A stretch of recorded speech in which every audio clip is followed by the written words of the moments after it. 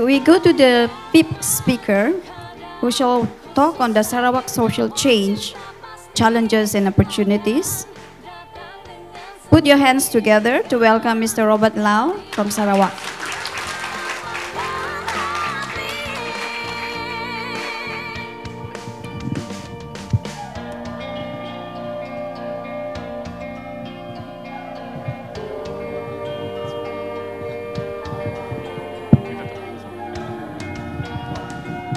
I think I better take the rostrum so that I won't be missed again. Thank you. Thank you for inviting me. There are two things I actually want to do in my lifetime in Sabah. One is a long-time dream, that is to climb Mount KK, and I did it in July, enjoyed it.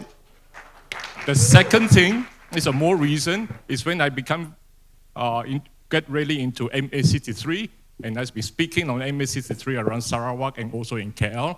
But I always want to come to Sabah to share, to mingle, to hear, listen, and if the opportunity comes to speak on MA63. Thank you very much for inviting me. And I'm honored.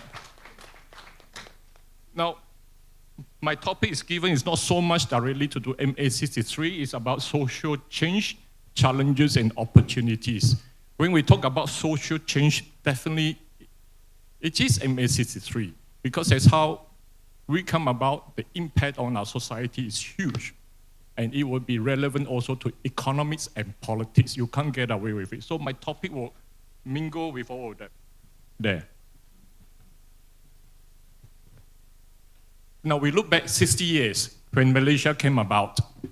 What was the dream of Malaysia? What we were expecting in Sarawak and Sabah? I just did a very simple few points that I can think of the cuff. Economic development, that was the selling point to catch up and be on par with Malaya. Then the people of Sarawak and Sabah, especially the native community, was very worried and want to keep their secular state. No official religion, freedom of religion. Christians are the majority. We want to keep it that way. Then it was also mentioned just now about Borneoization of our civil servants. We want to be in control of our own fate, our own administration. And of course, we want to maintain English as our official language, as a way in our school, in our economy, for a better future, a more progressive society. Now, there's one issue which I always want to share with Sabahan, that people link Sarawak and Sabah together as if we are twin brothers. But I say we are very different if we just have to look back into our history. Sarawak was a nation or a kingdom by itself in 1841 to 1941, a nationhood of 100 years, followed by 20 years of foreign colonization, Japan 4 years, and British 17 years. What is the history of Sabah? Sabah never came about until 1963, then you hear the word Sabah. Before that, it was a company, North Borneo Company. No feeling of a nationhood. Your development is much later in terms of a country, a sense of community. That is the difference. So I think when it comes about MA63, about passion for what we want to fight for, Sarawakians are very passionate because we have enjoyed that 100 years of sort of full autonomy. Okay, I move on. Now, what is the dream of Malaysia at that time? What was the story that was sold to people in Sarawak and Sabah? Not only by Tunku Abdul Rahman, our first Prime Minister, even Lee Kuan Yew said the same thing when he toured Sarawak and Sabah. Even way back in 1961, 1962, before IGC Commission came in, there was this Malaysia Solidarity Consultative Meeting. There were actually 4 meetings that was held in Chesterton, in Kuching, in KL. They rotate just to get the feelings from the people.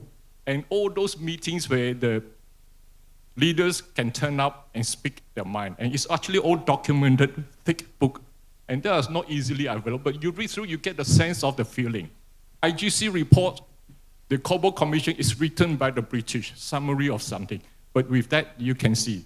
And this is, I just get a gist of what was being said by the first Prime Minister, one of the principal objectives in forming Malaysia is to further the economic development of Borneo territory so that their standards of living and technical skills may be raised and a firm basis provided for accelerated economic growth.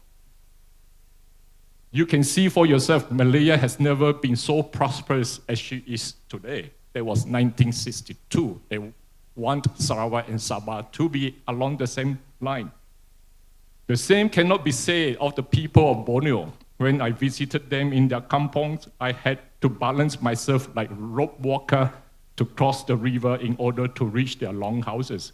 There is not one road or single railway track in the whole mainland of Sarawak. There's no one road connecting one territory with the other. We probably say things hasn't changed after 60 years. The railway hasn't come. I used to say that I was a former senator in the, my term expired after 3 years in June. I was pushing for a railway system here. When the ECRL, East Coast Railway Lines, that the federal government put in just a few years ago, and how much money has been pumped in, 30 over billion. And recently, this budget, if I'm not mistaken, another 4 billion again added to it. Close to 40 billion. And how much is our Borneo cost? And this is only ECRL going from KL to Kuantan. High-speed railway line. To suggest that by joining in Malaysia, the Borneo territories would not be equals, and to suggest that by joining us, they would lose their right to practice their own religion and culture, and to pursue their own customs, and the right to study the language of their forefathers is not true, and a falsehood which had been intentionally been spread by the forces which hope to take control of this territory for themselves. So this is the history, the background of Malaysia, formation of Malaysia. I did a timeline in the summary of the last 60 years of Sarawak history. 1841, we have the 9 cardinal principles laying down Sarawak should be self-governing as the top first principle, a liberal democratic system.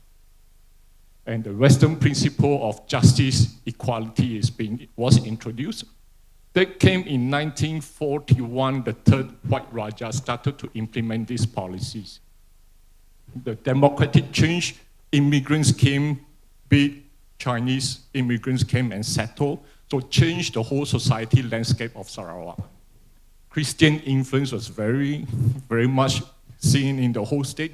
That's why the native community, majority are Christians. It did not happen just by itself, but it is because of the Western influence, the Brooks, the first 100 years. Then English language naturally was the language then, and we hope to keep it that way. Then by 1941 to 1963, the colonization came in, the British colony for 17 years. They couldn't do much, it's only 17 years. Britain just recovered from the Second World War. They have no money to set up school, to do a lot of things, but they still maintain English education, but they did introduce certain system institutions into Sarawak, which is the civil service system and the judicial system. And I think which is something we still benefit from it. Sometimes we don't realize it. Those systems are entrenched. 1957, we were given the self-government, our own local election, 3-tier system. We get our first Chief Minister, Stephen Kalong. The political awakening starts. Then 1963 until now, 60 years later. Has the promise of Malaysia been kept?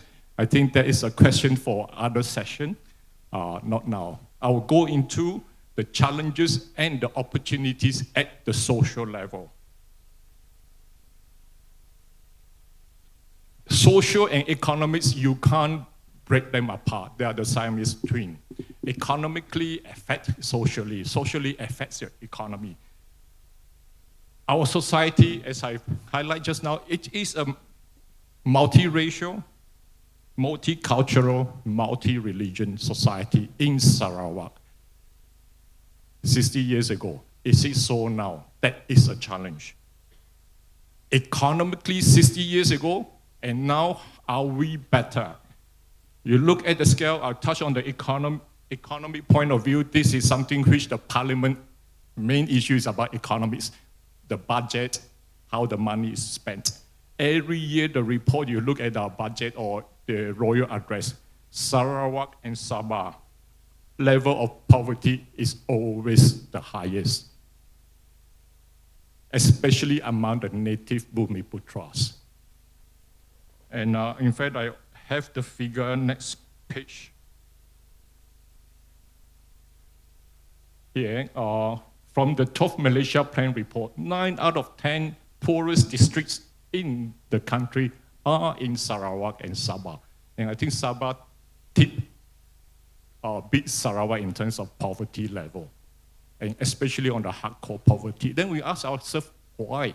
And this is social impact on us.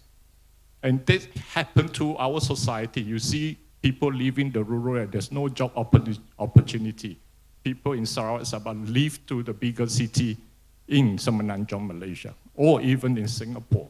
1.3 million Malaysians work in Singapore as of now. So this, we all can judge for ourselves. We are still far behind Malaysia. After 60 years of promises, we have not cashed out. In fact, you can probably say we have fallen behind. I mentioned about the 12 out of 10 poorest district. Both states are having the highest incidence of absolute poverty. And it has been consistently so.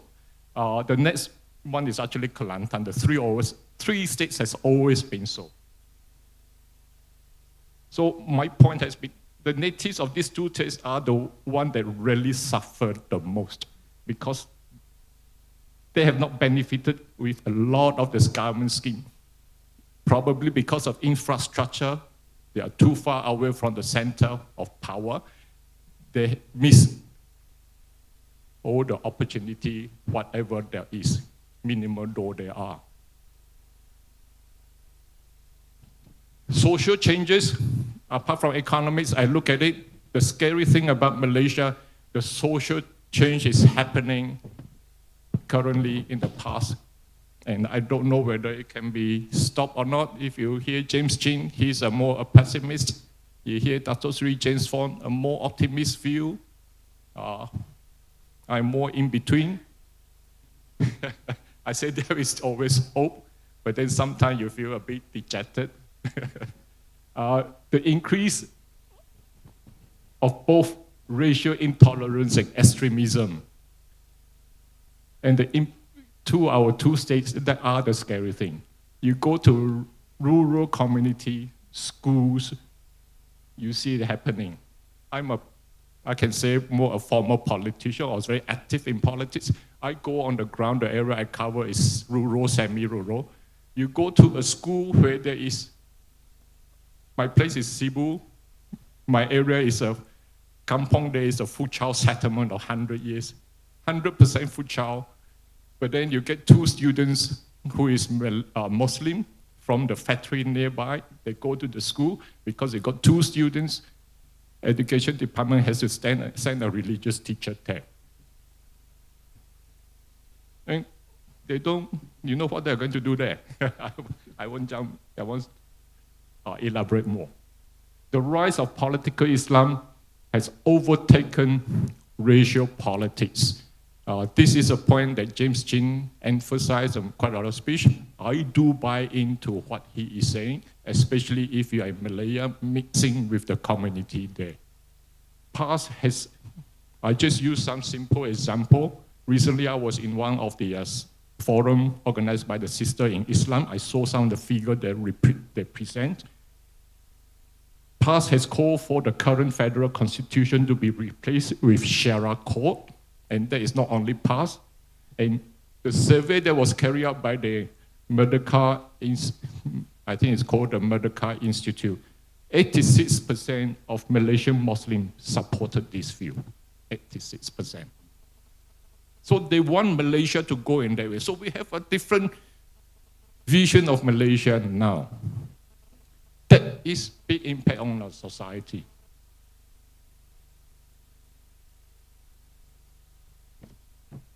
Now, how do we overcome that challenges? From what I can see, from our perspective in Sarawak and also Sabah, we are in the same boat. I list down 5 things that we can do. Political power, we have to regain it and use it. Not one of 14 states. We are doing very well the last few years. Is it because the West Malaysian politicians, the Malay dominant parties are split? We get the opportunity, whichever way the opportunity is there, political power, with power we can make a difference. Second, what we need to do is decentralizing the power and authorities. Not all input project, it has to come down to the state. That is one of the key contributors of poverty when decisions making are done far, far away. By the time it trickles down to the kampong, you have very, very little left. The federal distribution of funds, we should not be one of 14, but it is still happening. You look at the federal structure, our whole country, when you look at the tax that are collected, I think more than 80% or even 90% go to the federal coffer. 10%, less, just over 20% goes to the state government. I think less than 1% go to local government. And we know there are 3 tiers of government, federal, state, local. You see how powerful the federal government is. Federal government, every year budget is 300 over billion. Our Sarawak state government budget is about 15 billion, 10, 15 billion. That's 5% of that. Local council, when I was in Sibu Rural District Council, less than 10 million. 5 million for, not even money for development, just enough to pay for expenses. So you have no power, no money and no power, as Dato Sri James Fong said. So the federal government has a lot of control, power, because they control the money. 90% of the money is with them. So if there's no fair distribution, you can't do anything. Every ministry at the federal government, they're given a budget every year. And you look through the yearly budget, how much end up in Sarawak and Sabah. I always use one example about university. Public university, we have 27 public universities funded by the government. Every year they get 200-300 million minimum. Perlis has 1 university. Sabah has 1. Sarawak has 1. And you can imagine how much money goes. 90% are in Malaysia. Then we need strong state leadership to fight, defend what we have. And most important, I think, is changing the mindset of our people, our voters, able to get the right leader. If it's still client patronage, money politics, tidak banyak harapan untuk kita. That's what I can say. The leaders reflect the society, reflect who are the people, right? So sometimes we can't complain too much. The other issue I always want to emphasize, although we do complain and make grouses about things are not fair, federal government control a lot of things, but there are still opportunities where we can improve at our own state level. Like what J.C. Fong has said, increase our own capacity, build up your own wealth, build up your own talents, be more efficient at your state level. Yeah? Before you even go take out the tiger of Malaya, build up your strength. You be efficient. You look at our GDP, Sarawak and Sabah. I look at the figure just now provided by Dr. James. Every year Sabah GDP is below national average. How are you, if you can be above national average and you have money, you have power, you have people, you can do more. So one way is to become more efficient. I do see our own state, sometimes we are pretty laid back because we got resources. So we say, well, we got money, we got natural, we don't have to work so hard, we don't have to improve. Don't tingle with the machines that have been working. But can we do even better? Yeah? Improve our efficiency.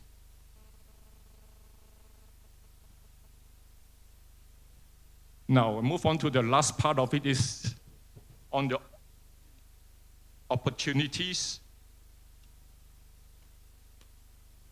From the Sarawak, and also the same in Sabah, we have abundant resources and natural resources. How are we leverage on them? Are we making full use of them? Sarawak is, Sabah can do it even better.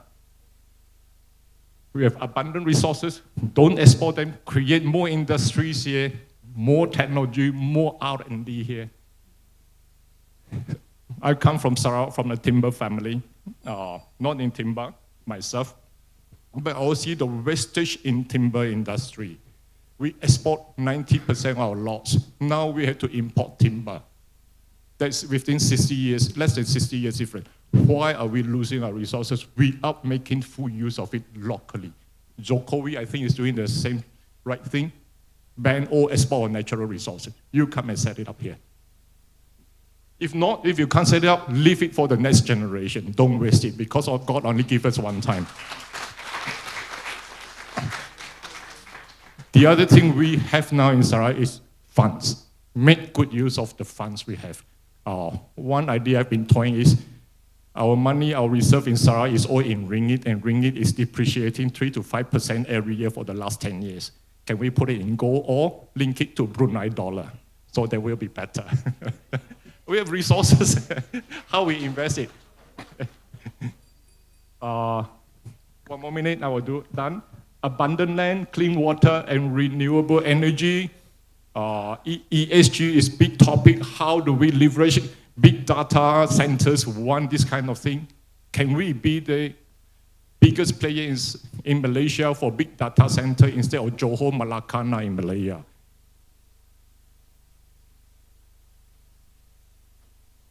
All right, 2 points I just want to touch on. Political power and education autonomy. We need political power to make changes. Politics is key, apart from money. At the federal level, we have more influence now. We have a deputy prime minister. We have to continue demand for 1/3 parliamentary seats. Why is it important? Then you have voice in the cabinets in everywhere. And it's more difficult to do it in Dewan Rakyat. I have suggested this idea. If Sabah side can pick it up, start with the Dewan Negara. The Senate has 70 senators, 2 from the State Assembly. So Sabah side has 4. Make it a political agreement with Malaysia, with the government. Don't change. I think changing the constitution is difficult. 44 senators are appointed by the Yang Di-Pertuan Agong at the recommendation of the Prime Minister. Use it to leverage. Make sure out of 44, 10 from Sabah, 10 from Sarawak, plus 2 from the State Assembly, we will have 24, that's 34%. Immediately you control Dewan Negara. You have power right away. That can be done at the stroke of the pen, if the Borneo bloc push for it. Okay. Okay, I come to the last page. At the end of the day, when you talk about it, it is all about talents. We need talents. It's not natural resources. Get the right people, do the right job. We retain our right people, harness the local talents. And Sarawak, we should open up, bring in more talents, especially those disgruntled West Malaysians who are fed up with the system there. Open up, get them all to come to Sarawak. It will boost our economy. Yeah, and I think with that, I end my presentation. Thank you very much once again. Thank you, Mr. Robert Lau.